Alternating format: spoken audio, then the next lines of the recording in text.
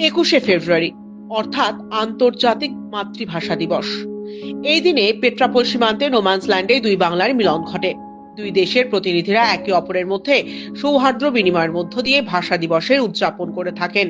দুই দেশের মানুষ সেই সৌহার্দ্য বিনিময়ে দাঁড়িয়ে থেকে উপভোগ করতেন এবং দুই বাংলার মিলনের সাক্ষী থাকতেন। হাসিনা সরকারের পতনের পর গত বছর থেকে সেই চিত্রটা বদলেছে। দুই বাংলার মিলন হয়নি নোম্যান্সল্যান্ডে।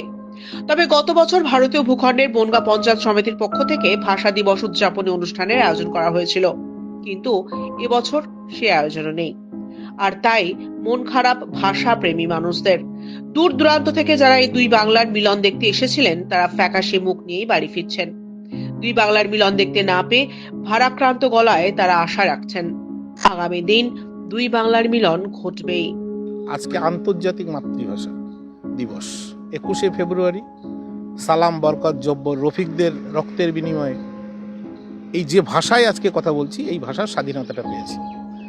বাংলার টান, মাটির টান, ভাষা শহীদদের প্রতি শ্রদ্ধার্ঘ্য নিবেদন প্রত্যেক বছর এখানে হয়। কিন্তু এবছর বাংলাদেশ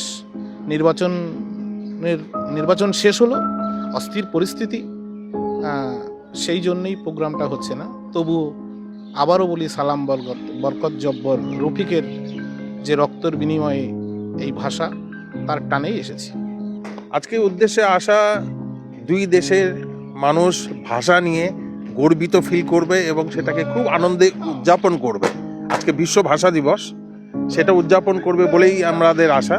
কিন্তু এসে দেখতে পাচ্ছি যে না, দুই দেশের মধ্যে একটা বিচ্ছেদ বা একটা তার কাটা রয়েছে আর কি এখন, যেটা আগে ছিল না।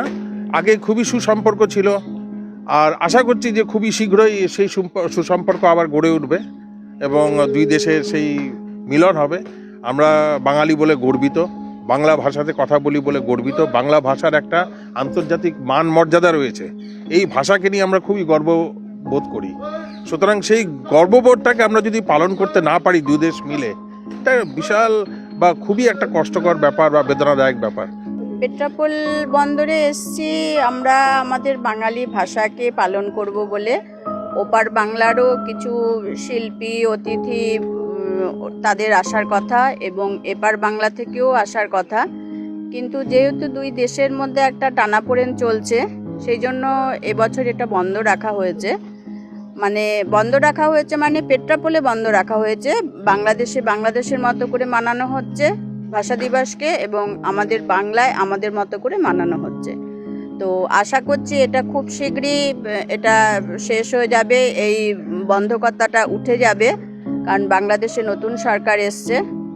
আর আশা করছি আগামী বছর আমরা এই দিনে ওপার বাংলা এবং এপার বাংলা একসাথেই ভাষা দিবসকে পালন করতে পারবো।